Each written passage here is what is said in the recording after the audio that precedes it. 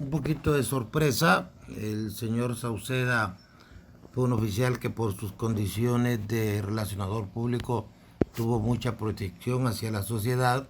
Fue el que hizo el código de ética de la policía, que todavía está en vigencia y hoy se ve involucrado en una situación que, independientemente de la responsabilidad penal personal que ellos puedan tener, también tiene otras implicaciones. Una de ellas es la ofensiva que ya habíamos anticipado del gobierno contra algunas personas que forman parte del sistema y que pretenden demostrar que aquí no ocupamos Maxi, que aquí no ocupamos UFESIC y que la lucha contra la corrupción va a continuar con toda normalidad.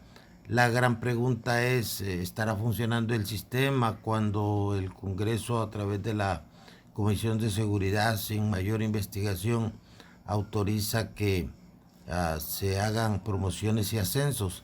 Yo creo que este es un buen momento para que algún diputado, aunque sea de esos ruidosos de libre, presente una reforma constitucional para que el Congreso ya no intervenga en los ascensos de oficiales de policía ni oficiales de las Fuerzas Armadas y que le deje esa atribución al Poder Ejecutivo. Yo no veo eso nada más que como un sedimento, que como un recuerdo de la época de los 70 y de los 80, cuando los militares eran amos y señores de este país y usted le dedicaba 13 artículos de la Constitución solo a las Fuerzas Armadas.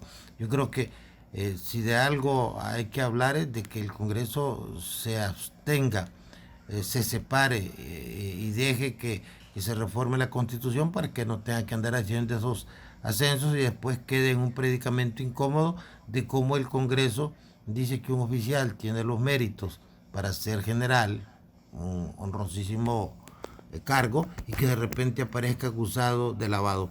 Otro aspecto es el abuso que se está cometiendo del tipo penal de lavado. El lavado es tomar dinero del crimen organizado y hacerlo presentar como de origen legítimo. Es decir, esa es la idea del tema de lavado, porque los mafiosos en Nueva York guardaban el dinero en las lavanderías de los chinos y en las máquinas lavadoras ahí se guardaba el dinero, pero es tratar de aparecer como legal algo que tiene un origen ilícito. En este caso y en otros casos lo que hay es un enriquecimiento no explicado. Alguien que de la noche a la mañana aparece con una prosperidad económica que la misma ley señala que es enriquecimiento no explicado, no lavado de activos. Este tipo de cosas que hace la Fiscalía hace que de no tener un sistema judicial complaciente, obsequioso y a veces genuflexo, no podrían obtener condenas. Y finalmente hay que reconocer, el señor Sauceda será el más grande lavador de dinero en Honduras, o habrá que preguntarse por los dueños de estos formidables edificios que están en nuestra ciudad y por los grandes financistas, los banqueros, que es donde realmente se hace la operación de lavado, porque lavado es dinero que no se queda en Honduras, es dinero que se le manda al dueño de la actividad criminal, al hombre que controla la actividad criminal, que generalmente se encuentra en Colombia o se encuentra en Venezuela o se encuentra en otro país. Es decir, para eso se ocupa el sistema financiero. A esa gente pues no le pasa nada. Entonces siempre hay que buscar personajes que, sin tener un elevado perfil, al final se involucran en estas situaciones y sirven para que todo siga funcionando con normalidad respecto a los pesos pesados. De ahí que esta captura ha puesto en evidencia dos cosas. Primero, la intención del gobierno de demostrar que aquí se fue la Maxi y no se generó ningún impacto, que seguimos luchando eficientemente contra la corrupción. Segundo, para limpiar un poquito la cara del gobierno frente a la opinión pública internacional. Y tercero, proteger a los pesos pesados que están manejando estas cosas.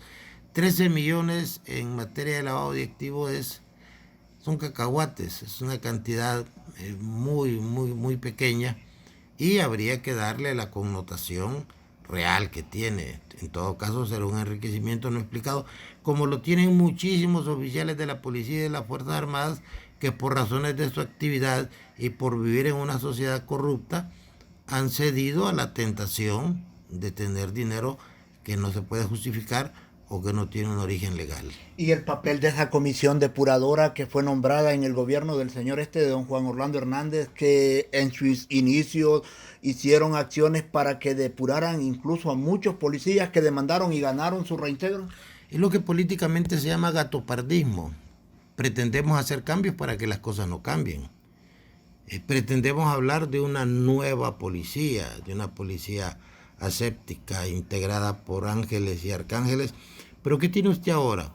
Una policía que ha engordado tremendamente, una policía donde el policía perdió su combatividad, su vocación de sacrificarse por los demás y de enfrentar el crimen. Hoy el policía se ha convertido en un burócrata porque hemos caído en la tentación de no aceptar que lo que queremos es una mejor policía, una policía de calidad, y se quiere trabajar en una policía de cantidad. Están queriendo meter 6.000 policías más. Yo no escucho a nadie hablar de que necesitamos más maestros o que necesitamos más médicos. Recientemente hicimos un estudio para una organización religiosa y encontramos que en los negocios de comidas rápidas hay 70 profesionales universitarios graduados trabajando como meseros. Es decir, ese es un tema fascinante sobre el que había que trabajar con mucha profundidad. Pero esa comisión de personas que entienden de policía, lo que yo puedo entender de física cuántica, vinieron a demostrar que se puede medio maquillar un sistema y que resulta que con los que se sentaban a la par en las ceremonias policiales, pues eran precisamente personas que estaban siendo sujetas de investigación y que hoy están en los tribunales. Yo creo que una de las cosas que más daño le hizo a la policía fue precisamente una comisión depuradora donde no estaban los policías. Quienes conocen la policía son los policías honrados. Los policías honrados debieron haber hecho esa depuración con todo el apoyo del presidente.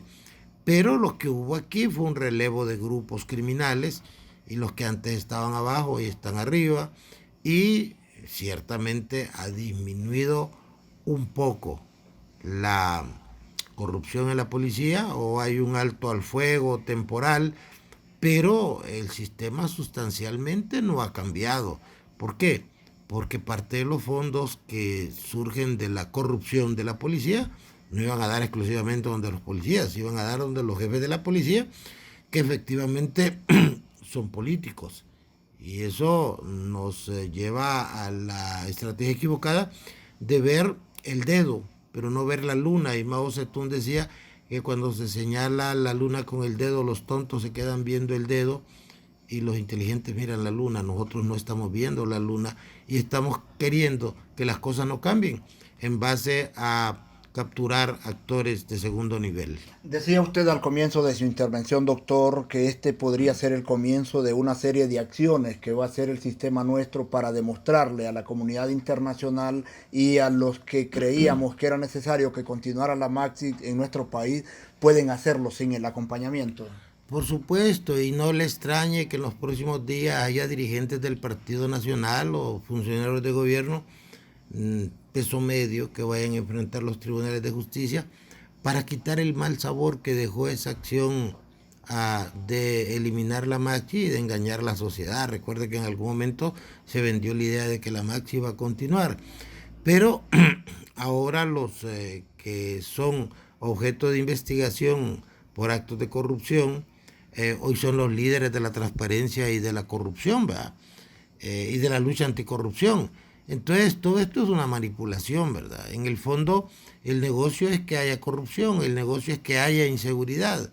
Eso es lo que le genera beneficios a los que tienen el poder. Si en este país conviviéramos pacíficamente y los índices de delincuencia fueran mínimos, pues no tendríamos problemas. Ayer en México el presidente López Obrador, alarmado, dio a conocer dos cosas. Una, que en los centros turísticos estaba llegando la criminalidad y que las muertes se habían elevado a 27 por 100.000 Y eso generó una alarma que trascendió hasta las cadenas norteamericanas. En Honduras tenemos 46 puntos y fracción, según los datos del gobierno, y quieren que pongamos un carnaval. Quieren que celebremos que solo tenemos 46 muertos por 100.000 habitantes, que yo creo que la cifra es mucho mayor. En México, que tiene una imagen de ser un país violento, andan en 27 y se alarma. Entonces todo esto es una mascarada, un baile de disfraces donde se trata de engañar a un pueblo que no quiere entender que el negocio no es de cambiar de collar cada 4 años. El negocio es dejar de ser perro. Y cuando la sociedad de este país, a través de la información y a través de la dignidad, se yerga, las cosas van a mejorar. Mientras tanto, usted y yo nos podemos cansar de hablar y las cosas no van a cambiar. Finalmente, doctor, y agradeciéndole su tiempo, ese catálogo de delitos en el tema de lavado de activos que tiene el artículo 184 del Código Penal, que el Congreso se ha negado a reformarlo, es grosero porque el imputado es quien tenga que demostrar de su procedencia de los bienes y no la justicia demostrar que los obtuvo de manera ilícita. Es la novedad que se llama inversión de la carga de la prueba, que tiene que ver con un principio fundamental de la democracia, que es el estado de inocencia. Es el Estado el que debe probar que soy delincuente. No estoy obligado yo a probar que soy inocente. Y eso no es nada. El problema es que el Estado ha hecho de esta lucha un negocio. Es decir, parte de los fondos que sostienen el programa de Guardianes de la Patria surge precisamente de los fondos de la UABI. Y la UABI tiene que suministrar esos fondos y sacarlos de donde haya lugar. Y los fiscales se evalúan no en función de la justicia que impulsan, sino de las condenas que obtienen. Y esto tiene que ver con un modelo libertario y con un modelo democrático. En Honduras eso lo perdimos. Hoy si usted habla con un político o habla con un empresario, con un banquero, lo primero que hace es ir a esconder el celular porque nos convertimos en una sociedad paranoica, donde todos tenemos miedo que nos estén escuchando y donde en lugar de combatir los criminales, se combate la oposición política, se vigila y se persigue. Yo creo que ese tipo de cosas son las que tienen que analizar la sociedad y ver que mientras empezó el festín caníbal de la campaña política, los grandes temas que preocupan a la sociedad hondureña no están siendo abordados por los que tienen en su mano la capacidad de resolver esos problemas.